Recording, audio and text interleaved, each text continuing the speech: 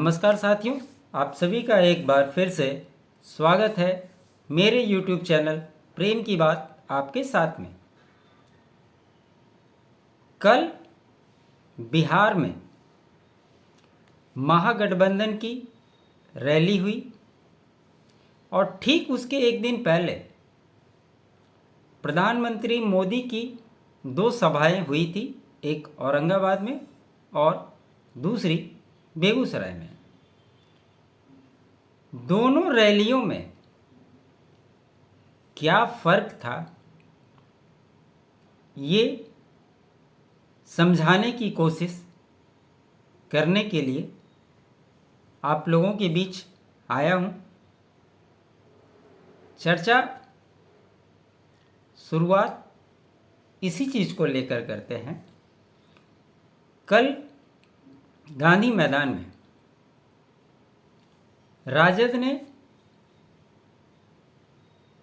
Rally का आयोजन किया था। आपने देखा होगा, बहुत ज़्यादा भीड़ था और इन रैलियों के पूर्व जब डेट निर्धारित की गई थी, उस समय भी हमने आपको बोला था कि मोदी की रैली में और महागठबंधन की जो रैली है, अगर आप भीड़ की बात करेंगे तो भीड़ निश्चित तौर पे तेजस्वी यादव की रैली में ज़्यादा होगी और भीड़ थी भी। लेकिन सवाल ये उठता है कि रैलियों में जो भीड़ होती है, ये राजनीतिक दल को कितना फ़ायदा पहुंचाती है, ये भी अपने आप में बहुत बड़ा सवाल है और इसको अच्छे से जांचने की भी ज़रूरत है। आप अक्सर देखते होंगे, देश के कोने कोने में कई सारी रैलियां होती है, सभाएं होती है, भीड़ों का अंबार लगा हुआ रहता है। लेकिन जब चुनाव में होते हैं, वो कितने वोट में तब्दील होते हैं, ये भी अपने आप में एक बड़ा सवाल हमेशा से बना हुआ है। तो क्या इन रैलियों में, और ख़ास करके जो रैली महागठबंधन ने की, जो भीड़ जुटी, इसके क्या इम्पैक्ट लोकसभा के चुनाव में पड़ेंगे? इस चर्चा के पहले प्रधानमंत्री ने जब औरंगाबाद में बिना नाम लिए हुए फिर से एक बार परिवारवाद की बात की थी, उसका जवाब तेजस्वी यादव कल मंच पर दे रहे थे। लालू यादव को भी आपने देखा भाषण देते हुए। विपक्ष के कई सारे नेता मौजूद थे, इंडी अलायंस के राहुल गांधी भी पहुंचे थे, दीपांकर भट्टाचार्य भी थे, सीताराम येचुरी, अखिलेश यादव, खड़गे। और सबसे इंटरेस्टिंग बातें ये थी कि इसमें एक परिवार के और सदस्य की राजनीति में एंट्री की शुरुआत हुई। वो है लालू यादव की सुपुत्री रोहिणी आचार्य। उनके बारे में भी आप जानते हैं कि लालू यादव को उन्होंने ही किडनी दी थी और उसके बाद से वो काफ़ी चर्चा में रही। जिस समय महागठबंधन की सरकार गिरने वाली थी, उनके ट्वीट को भी लेकर हंगामे हुए थे। मंत्रिमंडल का जो मीटिंग हो रहा था, वो 10 मिनट में ही समाप्त हो गया था। ये सारी बातें हुई हैं, लेकिन कल की रैली में जो बातें हुई वो कितनी बेनिफिट पहुंचाने वाली है विपक्ष को, और क्या लालू यादव के बयान एक तरह से सेल्फ गोल करने का काम किया है उन्होंने। बैठे बिठाए मोदी को एक और खाली पिच दे दी है कि आपको जितनी मर्जी है आप रन बनाएं वाली कहावत पे।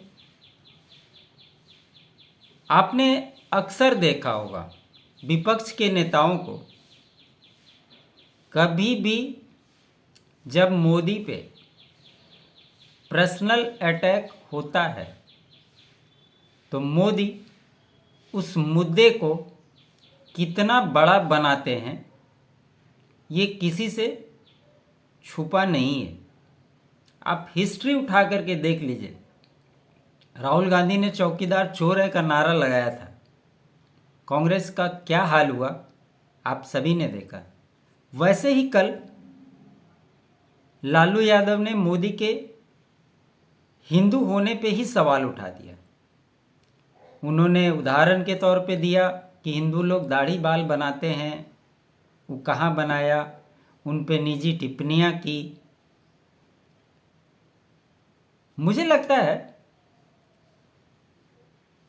लालू यादव को या जो भी वैसे दल हैं जो इस तरह की टिप्पणियां करते हैं, उन्हें हिंदू और हिंदुत्व को समझने की बहुत आवश्यकता है। इस देश में अगर आप 100 किलोमीटर के डिफरेंस में आप बढ़ेंगे ना तो ये हिंदू की परिभाषा बदल जाती है। इसके कुछ उदाहरण हैं, आपको जानना चाहिए उसको। आप कर्नाटका में हिंदू के ही एक समुदाय है, लिंगायत समुदाय। अगर उसमें किसी व्यक्ति की मृत्यु हो जाती है तो उसे जलाया नहीं जाता है, उसे दफनाया जाता है। तो क्या वो हिंदू नहीं है? वो भी उतना ही हिंदू है जितना आप और हम हैं। वैसे ही तमिलनाडु में अगर आप देखेंगे तो खुद के मामा और भांजी की शादी को पवित्र माना जाता है। और ये प्रथाएं आज से नहीं चल रही है, जमाने से चली आ रही है। और प्रायोरिटीज इसी बात की होती है और यही उनका कल्चर है। वहाँ पे यही प्रथा है, इसी के हिसाब से वहाँ शादियाँ होती है। वो भी हिंदू ही समुदाय के लोग हैं। इसलिए यह कहना मुझे लगता है लालू यादव जी को भी थोड़ा होमवर्क करने की आवश्यकता है, या जो लोग स्क्रिप्ट देते हैं उन्हें भी थोड़ा सा पढ़ने की आवश्यकता है। और किसी के ऊपर व्यक्तिगत टिप्पणी आपको राजनीति में नीचे ही लेके जाएगा, आप ऊपर नहीं जा सकते। और ये चीज़ लगातार कांग्रेस करती रही है, आज भी कर रही है। बहुत सारे नेताओं के बयान पड़े हुए हैं और उसी कड़ी में आज लालू यादव ने भी अपना नाम जोड़ा। इससे कुछ होने जाने वाला नहीं है। ऐसे ही लोकसभा में राजद के कितने सांसद हैं ये सभी को पता है। और कहीं ना कहीं जब आचार संहिता लागू होगी और निश्चित तौर पे ये जो सेल्फ गोल लालू यादव ने किया है, आप देखिएगा ये मुद्दा को कितना बड़ा प्रधानमंत्री मोदी बनाते हैं। और कहीं ना कहीं इसका एग्जाम्पल आपको जब 6 तारीख की रैली होगी मोदी जी की, उसमें भी आपको देखने को मिल जाएगा, क्योंकि वो किस प्रकार से बातों को पकड़ते हैं ये हम सब जानते हैं। जब उन्होंने प्रधानमंत्री ने औरंगाबाद में कहा था कि जो लोग पहले काम किए हैं उनकी कोई उपलब्धियां आप बता सकते हैं। कल आपने देखा तेजस्वी यादव बयान दे रहे थे, उसमें उन्होंने कहा, उपलब्धियों का भी जिक्र किया, लेकिन कौन सी उपलब्धि? रेलवे को प्रॉफिट में लाने की बात की, 90,000 करोड़ की बात की कि रेलवे को सरप्लस पैसा मिल गया, बिहार में रेल पहिया कारखाना लाने की बात की। लेकिन तेजस्वी यादव को लालू यादव के मुख्यमंत्री कार्यकाल और राबड़ी देवी के मुख्यमंत्री कार्यकाल में किए गए कार्यों को भी बताना चाहिए था। उस पे वो क्यों नहीं बोले, ये भी अपने आप में बड़ा सवाल है। उसके जगह पे उन्होंने लालू यादव को पिछड़ों का मसीहा बताया, पिछड़ों को आवाज़ देने की बात की। ये सही बात है। इससे ये आपके कार्य करने के शैली के एक पार्ट हो सकते हैं, ये आपकी उपलब्धि नहीं हो सकती। आपने जो 15 साल सरकार चलाई उसकी ये उपलब्धि नहीं है। और आज इस देश में जिस प्रकार से पिछड़ों की ही राजनीति हो रही है, आवाज़ देने की बात हो रही है, वो तो सभी पार्टियां कर रही है। समय समय के अनुसार लोग अपने आप को चेंज कर रहे हैं, लेकिन राजनीति तो हो ही रही है। ये आप डेवलपमेंट के नाम पर नहीं बोल सकते। आज तेजस्वी यादव नीतीश कुमार पे भी बोले, और सबसे मजेदार बात यह है, राजनीतिक लोगों को उनकी भाषा कैसे बदलती है यह सुनकर बड़ा हंसी आता है। आज से 1 महीना पहले जब नीतीश कुमार महागठबंधन में थे तो हम सभी ने देखा है कि किस प्रकार से तेजस्वी यादव नीतीश कुमार के पीछे खड़े रहते थे। लालू यादव जब होता था नीतीश कुमार से मिलने चले जाते थे। आज वही नीतीश कुमार उन्हें बूढ़े दिखाई देते हैं, उन्हें थके हुए दिखाई देते हैं, वो किसी काम के नहीं दिखाई देते हैं। तेजस्वी ने यह भी कहा कि मोदी जी गारंटी की बात करते हैं तो वो नीतीश कुमार की गारंटी ले सकते हैं कि वो कितने दिन तक रहेंगे। इस बात की गारंटी तेजस्वी यादव दे सकते हैं कि अगर उन्हें फिर से नीतीश कुमार आने के लिए कहें तो वो उनके साथ सत्ता में नहीं आएंगे।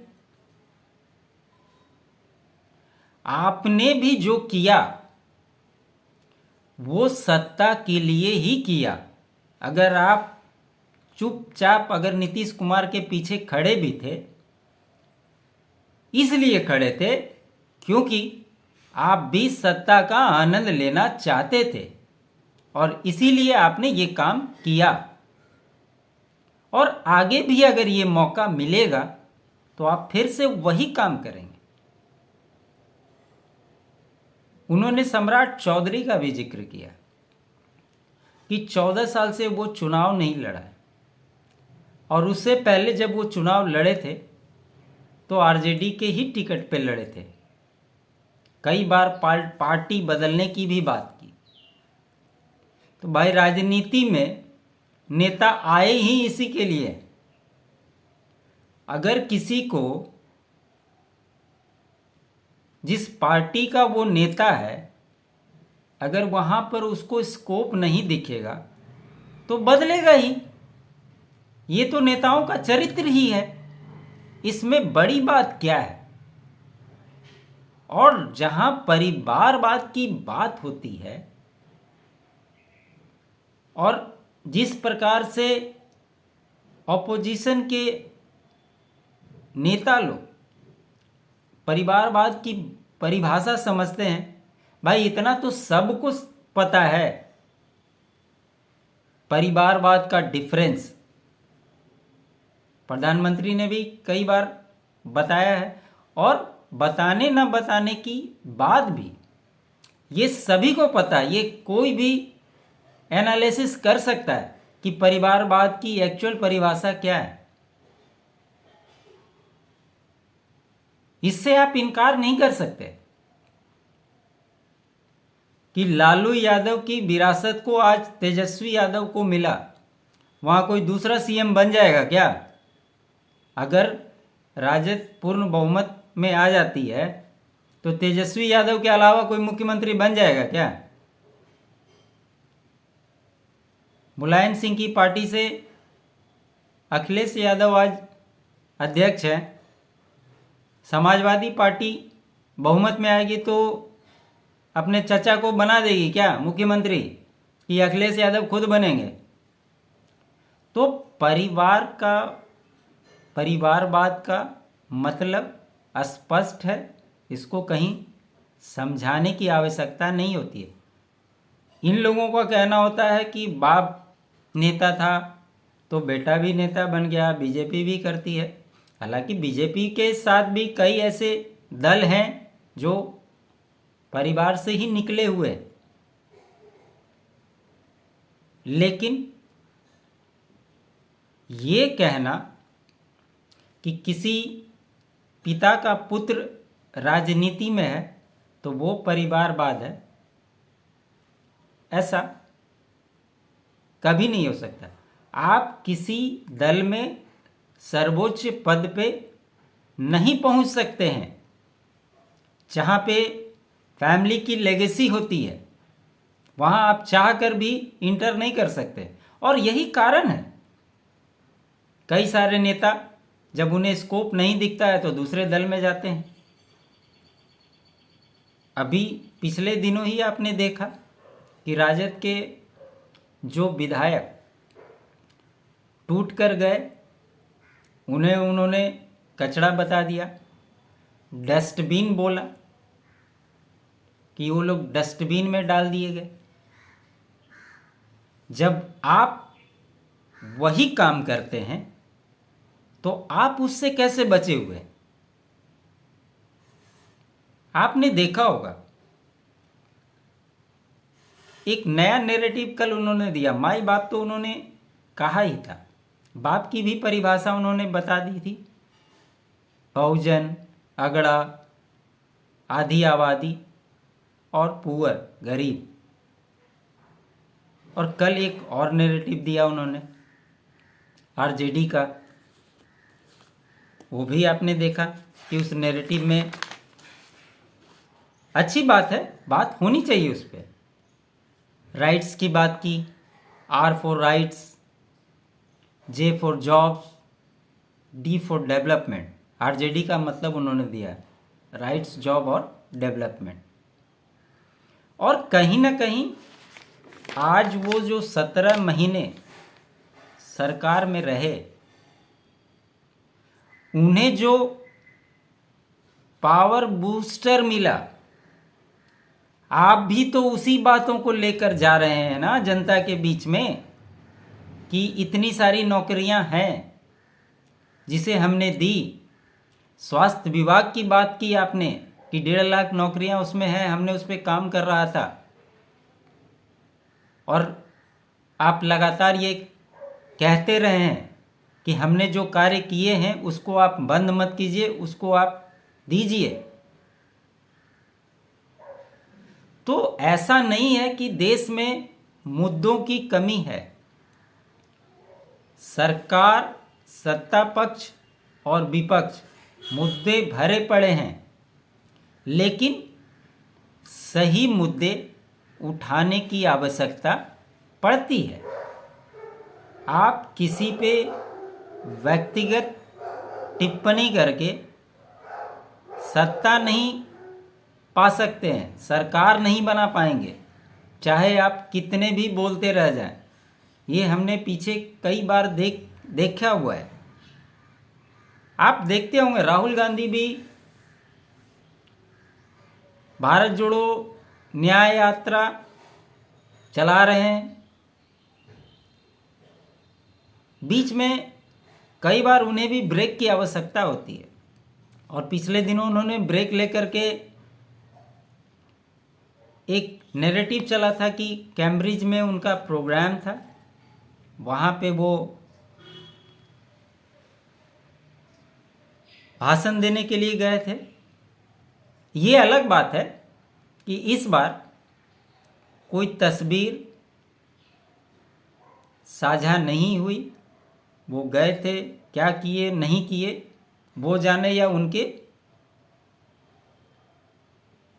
जो प्रबंधक हैं वो जाने। क्योंकि अगर आप कैम्ब्रिज के साइट पे भी जाएंगे ना, तो वहाँ पे ऐसे किसी कार्यक्रम की कोई चर्चा नहीं है। आप सर्च करके देख लीजिए। और कैम्ब्रिज में जब कोई फंक्शन होता है, किसी को बुलाया जाता है, तो कैम्ब्रिज के वेबसाइट पे यह डाला जाता है। लेकिन जब आप साइट को सर्च करेंगे तो ऐसी कोई भी बात सामने नहीं आएगी। अब इसमें कितनी सच्चाई है ये तो कांग्रेस और राहुल गांधी को ही पता होगा। आजकल आप देख रहे होंगे कि राहुल गांधी अपनी रैलियों में, कल भी उन्होंने चर्चा की, राहुल गांधी अपनी न्याय यात्रा में ओबीसी और जातिगत जनगणना,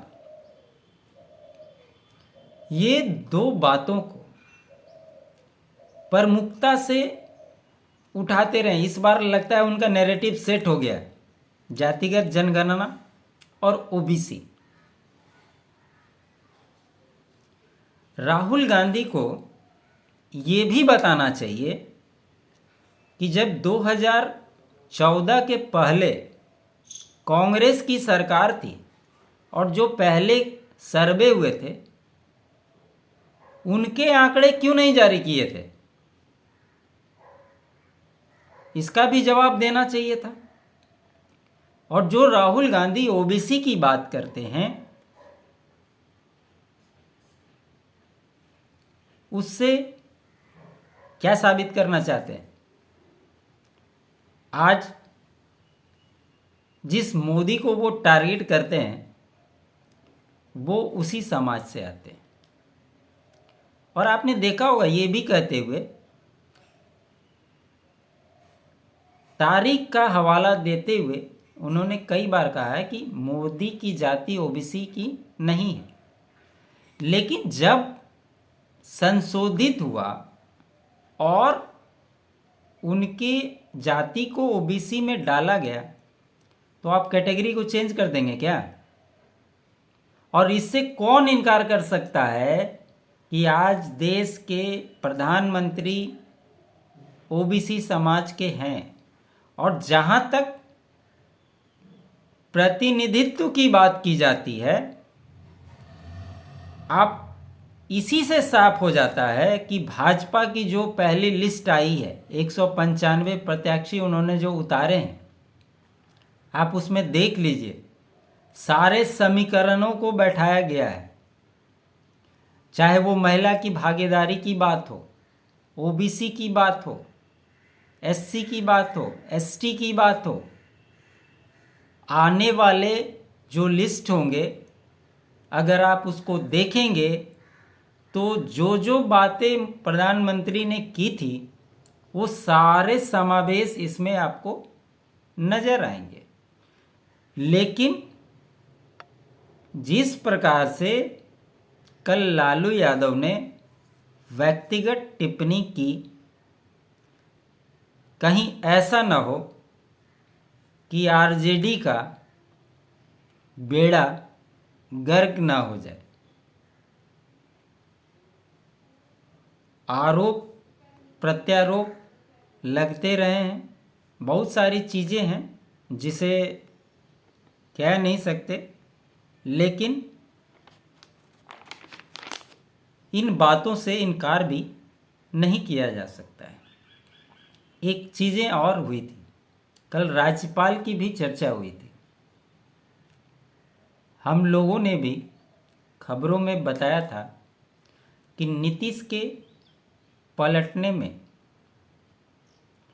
जो मीडिएटर की भूमिका निभा रहा है वो राज्यपाल भवन से हो रहा है, और उस कड़ी के सूत्रधार इस बार कहीं न कहीं राज्यपाल है।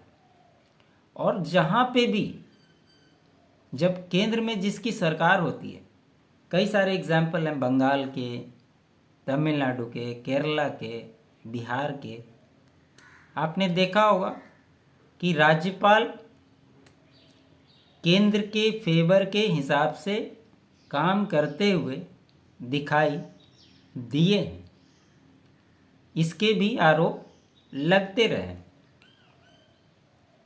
बहुत सारी बातें हैं, काफ़ी लंबी चर्चा हो जाएगी। इस चर्चा को बाइफर्केशन करना ज़रूरी था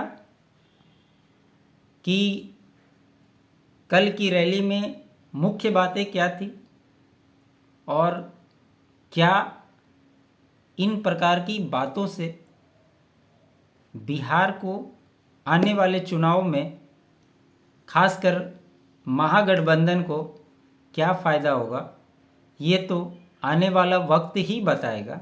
लेकिन इतना ही कहूँगा, चाहे किसी भी दल के नेता हों, भाषाओं की मर्यादा हर किसी को होनी चाहिए और किसी के पर्सनल अटैक करने से बचना चाहिए। लालू यादव आज खुद जितने सफ़र किए हैं बीमारी से, ये भी किसी से छुपा हुआ नहीं। इन बातों को भी ध्यान में रखने की आवश्यकता है। आपको ये चर्चा कैसा लगा ज़रूर बताएं। अच्छा लगे लाइक करें, शेयर करें, और चैनल को सब्सक्राइब नहीं किया है तो दोस्तों चैनल को सब्सक्राइब ज़रूर कर लें। आप सभी का बहुत बहुत धन्यवाद।